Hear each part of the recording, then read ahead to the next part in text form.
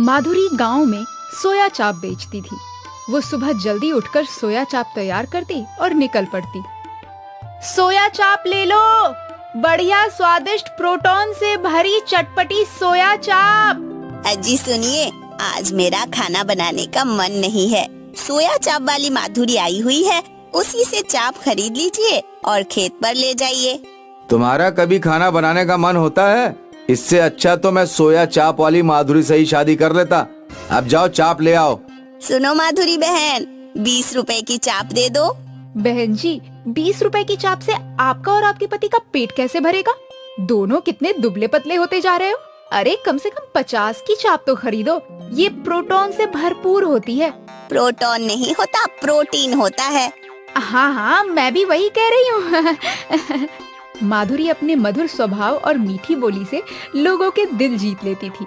अरे ओ काकी, अब तुम्हारी तबीयत ठीक है या नहीं? हाँ हाँ बिटिया, रामपुर से दवा लेकर आई हूँ, अब थोड़ा सा आराम है।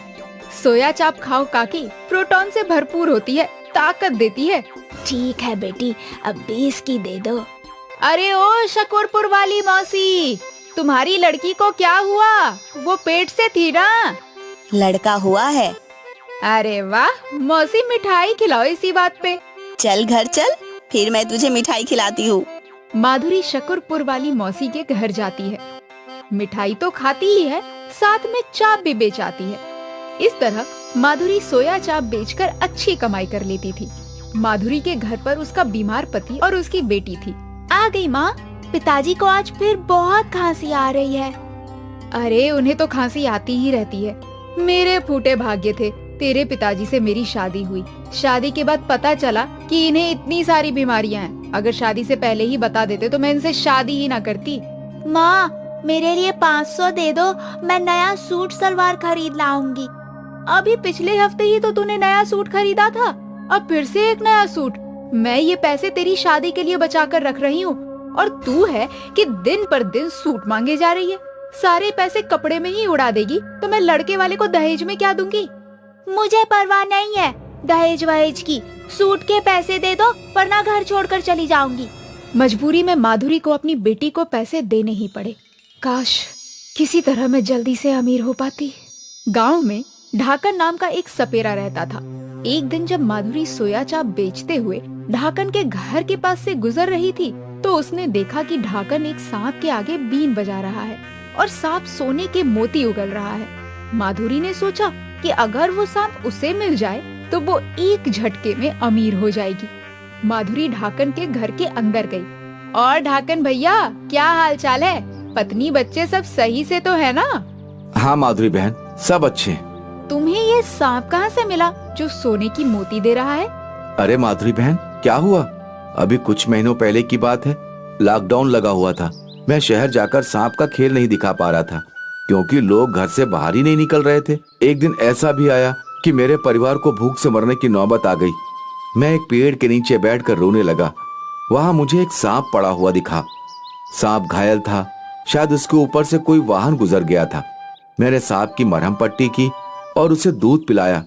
बाद में पता चला कि ये कोई साधारण सांप नहीं है। इसके आगे बीन बजाओ तो ये सोने के मोती देता है। सब भगवान की कृपा है। अगर ये सांप उस दिन ना मिलता तो पता नहीं मेरा और मेरे परिवार का क्या होता। माधुरी वो सांप हासिल करने की तरकीबें सोचने लगी। वो सांपों का व्यापार करने वाले एक आदमी के पास गई। उसने ढाकन के सांप जैसा एक साधारण सांप खरीद लिया। साधारण सांप को उसने अपनी सोया चाप वाली मटकी में रख लिया और सोया चाप बेचने के बहाने एक दिन फिर ढाकन के घर पहुंची। ढाकन भैया, आज मैंने बहुत विशेष सोया चाप बनाया है। गांव में सभी लोगों ने इसका स्वाद चखा है। थोड़ी सी बची है, आप भी ले लो। अच्छा, विशेष चाप बनाई है तो मैं भी जरूर खाऊंगा। जरा मैं अंदर से बर्तन ले आऊं। ढाकन जब अंदर बर्तन लेने चला गया, उतनी ही देर में माधुरी ने सोने के मोती देने वाले सांप को अपनी मटकी में रख लिया और उसकी जगह साधारण सांप ढाकन के घर छोड़ दिया। लो माधुरी, चाप को इस थाली में रख दो। अरे माधुरी बहन, पैसे तो लेती जाओ। पैसे की क्या बात है ढाकन भैया, वो तो मैं कभी भी ले लूंगी। माधुरी को सोने की मोती पाने की जल्दी थी।